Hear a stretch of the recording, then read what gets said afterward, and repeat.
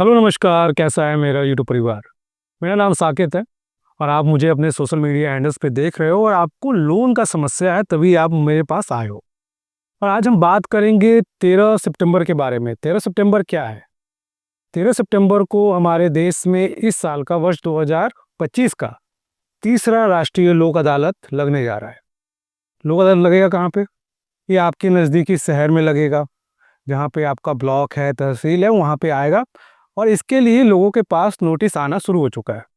जैसे ही राष्ट्रीय लोक अदालत का नोटिस आता है, मैं कई वर्षों से राष्ट्रीय लोक अदालत के बारे में बता रहा हूँ लोगों को, लोग काफ़ी ज़्यादा परेशान हो जाते हैं। तो सबसे पहले बात समझिए कि राष्ट्रीय लोक अदालत में क्या होगा, उसमें आपके लोन का कितना डिस्काउंट मिलेगा, लोन पे आप कैसे जाओगे, बैंक ने नोटिस भेजा है तो नोटिस का जवाब कैसे देना है, आपको जाना है नहीं जाना है, कितनी बार आ चुका है लोक अदालत का नोटिस, आखिरकार राष्ट्रीय लोक अदालत के मायने क्या है। ये बहुत सारे सवाल हैं जो आपके मन में उठ रहे होंगे।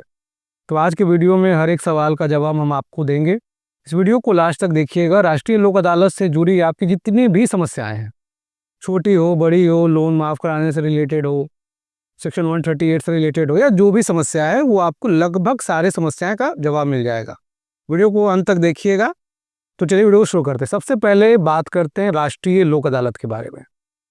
अदालत वर्ड जो होता है ना, कि लोगों के मन में घबराहट पैदा करता है। अदालत से नोटिस आया है, अदालत से नोटिस नहीं आया है, एक समझौता केंद्र है जहाँ पे दो पक्षों के बीच में समझौता कराया जाता है।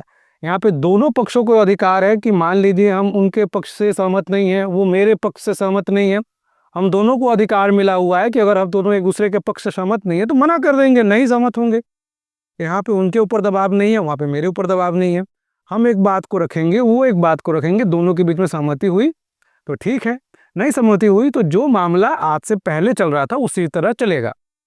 एग्जाम्पल के तौर पे समझिए कि मान लीजिए मेरा बैंक से विवाद चल रहा है किसी लोन को लेकर। अब इस लोन के विवाद को लेकर बैंक ने हम पे सेक्शन 138 का केस कर रखा है, चेक बाउंसिंग का केस कर रखा है। अब वहाँ पे वो केस मामला चल रहा है और यहाँ पे मेरे पास लोक अदालत का नोटिस आया। तो मेरे मन में सवाल ये आता है कि अगर हम लोक अदालत नहीं जाएंगे तो शायद वो मामला ज़्यादा बढ़ जाए, अगर हम चले जाते तो वो मामला ख़त्म हो जाए। ऐसा कुछ भी नहीं होगा, वो अलग मामला है, ये अलग मामला है। अगर आप जाते हो राष्ट्रीय लोक अदालत में, आपका समझौता हो जाता है, तब वहाँ पर आप बैंक से आग्रह कर सकते हैं कि जो आप एनओसी देंगे उसमें ये चीज़ मेंशन रहेगा कि आपका जो केस चल रहा है उसको आप हटा लोगे, क्योंकि आप नहीं हटवाओगे तो फिर जाके कोर्ट से उसको हटवाना पड़ता है। अगर समझौता नहीं होता है तो वो मामला जैसे पहले चल रहा था वो आज के डेट में उसी तरह से चलेगा। तो इस बात के लिए निश्चिंत रहिए कि अगर कोई भी मामला अगर आपका कोर्ट में चल रहा है तो आपके जाने न जाने से उस मामला में बहुत ज़्यादा फर्क पड़ता है। फर्क सिर्फ इतना पड़ता है कि आप चले जाते हो तो वो मामला की ख़त्म होने की संभावना बढ़ जाती है, आप नहीं जाते हो तो ख़त्म होने की संभावना कम हो जाती है। इससे ज़्यादा कोई भी प्रभाव नहीं पड़ता है। अब आते हैं टॉपिक पे। अब सबसे बड़ा सवाल ये उठता है कि राष्ट्रीय लोक अदालत का जब नोटिस आता है तो वहाँ हमें जाना चाहिए नहीं जाना चाहिए। अब देखिए, जाना या नहीं जाना ये आपके व्यक्तिगत आर्थिक स्थिति पे है। अगर मान लीजिए आपके पास पैसे हैं तो आप जाइए, पैसे नहीं है तो मत जाइए। हाँ, इसमें बस आप एक चीज़ ध्यान दीजिए कि ये नोटिस आपको कितनी बार आ चुका है। अगर आपके मन में है कि इसको हम समझौता करना चाहते हैं, इससे निपटारा लेना चाहते हैं, इसको ख़त्म करना चाहते हैं, तो जाइए समझौता कीजिए। समय मिलता है इसमें, आपको 6 महीने तक का समय दिया जाता है, कई 11 महीने तक मिलता है। अगर आपको लगता है कि इतने दिनों में मेरे पैसे आ जाएंगे तो बिल्कुल जाइए और समझौता कराइए और उसमें पैसे दीजिए। पैसे आज नहीं ना मांग रहा है, वो समय देगा आपको पेमेंट करने के लिए। तो आज पैसे नहीं है आपके पास, जो भी पैसा है अगर आपको लगा 10% है 20% उतना जमा कीजिए, जाइए। अब दूसरा सवाल होता है कि अगर सर मेरे पास नोटिस आ रहा है हम नहीं जाए, तो उससे भी कोई प्रभाव नहीं पड़ने वाला है। यहाँ पे जाने के लिए या न जाने के लिए आपको किसी तरह से बाध्य नहीं किया जाएगा। अगर आप जा रहे हो, आप अपने इच्छा शक्ति पर है, नहीं जा रहे हो कोई समस्या नहीं। अगर आप जाते हो, अगर आपके मन में कहीं ना कहीं लोन के रिगार्डिंग ये चीज़ है कि हम जाएंगे तो मेरा लोन ख़त्म होगा, अगर हम सेटलमेंट कराना चाहते हैं, ये सबसे अच्छा जगह होता है। अब यहाँ पर लोगों के मन में ये भी चीज़ होता है कि सर जाएंगे, अगर बैंक नहीं माना जो हम बोल रहे हैं, मान लीजिए मेरा 10 लाख का लोन है, अब मेरी सक्षमता ये है कि हम इस लोन में 3 से 4 लाख रुपए दे सकते हैं। तो देखिए, कभी भी समझौता कराने अगर कोई भी बैंक एनबीएफसी कंपनी आ रहा है तो समझिए कि वो चाहता है कि इस लोन का निपटारा हो, खत्म हो, जल्द से जल्द इससे हमें राहत मिले।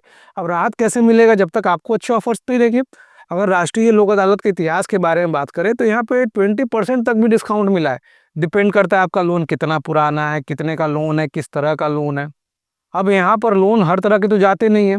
यहाँ पे कोई सिक्योर लोन नहीं जा रहा, यहाँ पे कोई भी ऐसा मारपीट वाला केस नहीं जा रहा है। यहाँ पे 20 लाख से नीचे जो समझौता योग्य लोन है उसको ही भेजा जा रहा है। तो इस बात के लिए स्पष्ट रहे कि अगर आप राष्ट्रीय लोक अदालत जा रहे हैं तो आपसे पूछा जाएगा, मान लीजिए आपकी 4 लाख की हैसियत है, बैंक आपसे 6 लाख मांग रहा है, आप डिसएग्री कर जाइए, फिर अगली बार लोक अदालत लगेगा, आपको बुलाया जाएगा। तो कभी भी इस चीज़ के लिए डरे नहीं कि मेरे पास इतना पैसा है, वो इतना मांग रहा है, उसको मांगने तो उसको जो मन कर रहा है मांग रहा है, पर जो आपके पास होगा वही दोगे ना। तो मांगना ज़रूरी नहीं है, जो आपकी क्षमता है। अब बहुत सारे लोग क्या होते हैं कि चलो इस बार हम हाँ बोल के आ जाते हैं, नहीं होगा क्या होगा, बाद में पैसा होगा। आप उसी चीज़ पे एग्री कीजिए जो आपको लगता है कि आप दे पाओ। इसका कारण क्या होता है मैं आपको समझाता हूँ। राष्ट्रीय लोक अदालत कहीं ना कहीं कस्टमर बेनिफिट साइड को देख के बनाया गया है।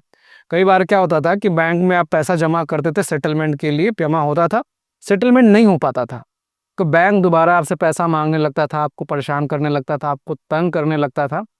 राष्ट्रीय लोक अदालत में मान लीजिए आपका एक बार समझौता हो जाता है तो उस पर्टिकुलर मामले के लिए बैंक आपको दोबारा परेशान नहीं कर सकता। अगर परेशान करता है तो आप जाके राष्ट्रीय लोक अदालत में शिकायत कीजिए, क्योंकि अगर मान लीजिए राष्ट्रीय लोक अदालत में समझौता हो गया आपका, अब उसके बाद बैंक अगर दोबारा आप पे कंप्लेन करना चाहे तो वो सुप्रीम कोर्ट भी नहीं जा सकता, मतलब कहीं नहीं, वो मामला खत्म। ये चीज़ कस्टमर पे भी लागू होता है।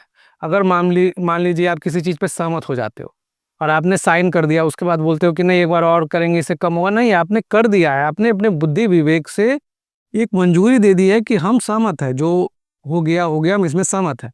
तो कभी भी कोई भी चीज़ के लिए जब सहमति देते हैं तो सोच विचार करके दीजिएगा कि आप इसको कर पाओगे, नहीं कर पाओगे, इतना सक्षम है, नहीं है, सब चीज़ करने के बाद। और यहाँ पे एक जो सबसे बड़ी गलती होती है लोगों में क्या है कि कई बार आप जाते हो तो वो कोशिश ये करते हैं कि राष्ट्रीय लोक अदालत से पहले आपको बैंक बुलाया जाए और सिग्नेचर करा लिया जाए। सिग्नेचर करने का मतलब है कि आप अपने बुद्धि विवेक से उस चीज़ की मंजूरी दे दिया। उस पेपर पे वो क्या लिखेंगे, मान लीजिए आपका 10 लाख का लोन है, उन्होंने लिख दिया कि समझौते में 8 लाख रुपए देने हैं, तो आपको देने हैं, क्योंकि वो फाइल लेके वो सबमिट कर देगा। तो जब तक समझौता ना हो, आपके इच्छा अनुसार ना हो, जो आप दे पाओगे, तब तक सिग्नेचर नहीं कीजिएगा, क्योंकि आप सिग्नेचर करोगे, अगर वो सबमिट हो गया तो उसके बाद राष्ट्रीय लोक अदालत का नोटिस नहीं आएगा, और नोटिस नहीं आएगा तो आप माफ़ी मांगोगे कहाँ से। तो कहीं भी जाए तो सोच समझ के साइन करें, क्योंकि साइन करने का मतलब ये माना जाएगा कि आपने बुद्धि विवेक से किया है।